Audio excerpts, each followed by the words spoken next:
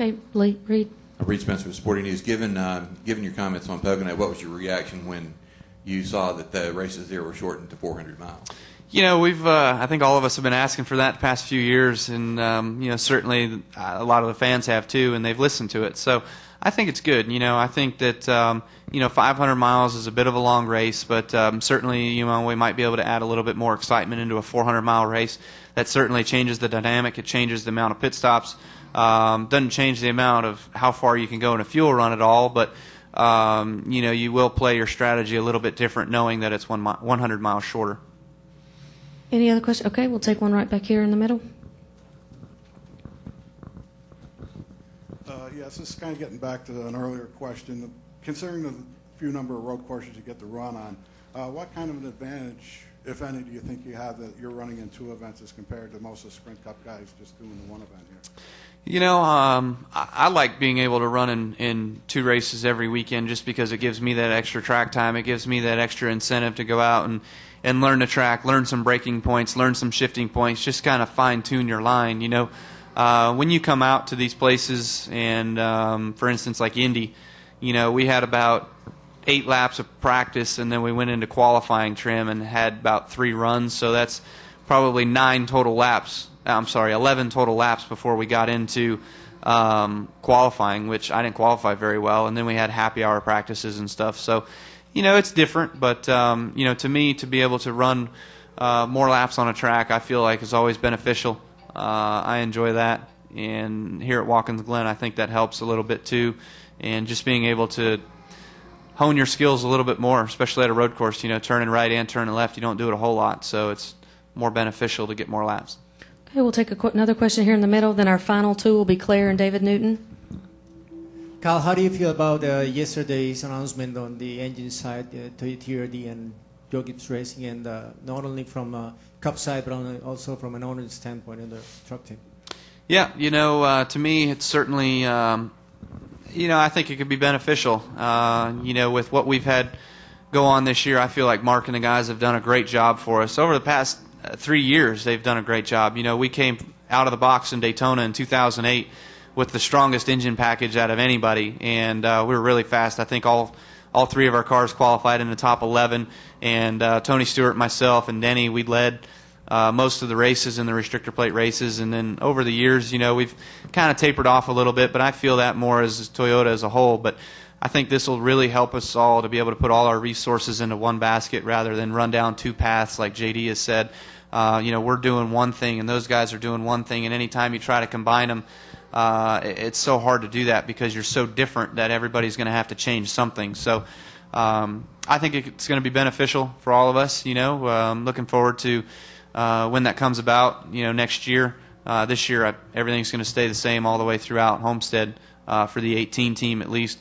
And, I love the guys all at Joe Gibbs Racing and the engine shop and everybody. So I know it's important to the Gibbs family to recognize the fact that everybody has a job. They're still going to continue on with Joe Gibbs Racing engines. We are going to have those in-house.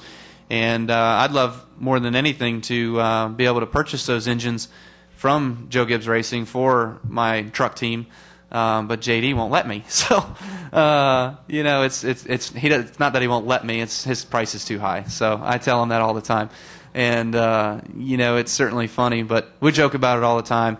And also, we've got a contract already with Triad Racing Technologies, which is not TRD. They're Triad Racing Technologies, which is in Mooresville. And so we've got a contract with those guys for engines, so we're still using them. Claire? Claire Beelang, Sirius XM NASCAR Radio. Some of the road course ringers are talking about the aggression we're talking about on the road courses is because guys who weren't traditionally good at road course racing are learning it, and B, they're doing things on road courses, guys like you, that nobody had done before, finding new ways to do it and whatnot. Can you talk us through that and what kind of road course racer you think that you are, and what things now on the road courses you guys are being able to do that maybe y'all couldn't do before? It's a tricky question, I guess. For what I feel, there's certainly guys that are really, really good at this game. Most notably, I'd say Marcus Ambrose, Juan Montoya, Jeff Gordon, Tony Stewart. Those guys have been really good at it for a long time. They're just natural ability of being fast at a road course. My first year, I struggled at it. I looked like a fish out of water, but certainly with just getting accustomed to these cars, getting accustomed to these tires, and being able to learn what you can do with them at the road courses are certainly beneficial and have been for me. I've won road course races before, and we've been competitive at most of them recently, and so that's always a bonus to see. Denny's been really good since he's come out of the box at road racing too, so I've learned from him as well. But testing is obviously the biggest thing that allows you to learn what you can do with a car, and getting some road course ringers to come test with you. I know Brian Scott got Marcus Ambrose to help him. I've had Max Pappas go with myself as well as Joey Logano and help us at some road course stuff and just picking up technique. I think a lot of it has to do, you can drive into a corner so far, but what do you do once you get there, is a lot of it, and being able to exit the corners and tie corners together. Most important thing here at Watkins Glen is being able to tie turn 1, turn 2, 3, 4 up to the backstretch all together. There's not a time where you're straight. You're always doing something. So you've got to be able to put those all together. And then, of course, the bus stop is important too. So, there's always a trick to some road courses, and being able to get those guys to help you helps a tremendous amount. Okay, final question from David Newton. Yeah, Kyle, David Newton again.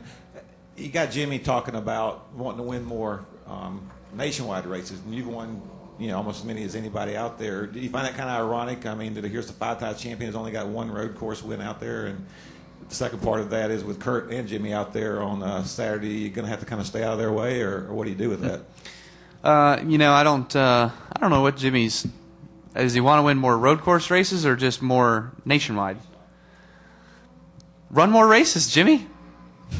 Do it.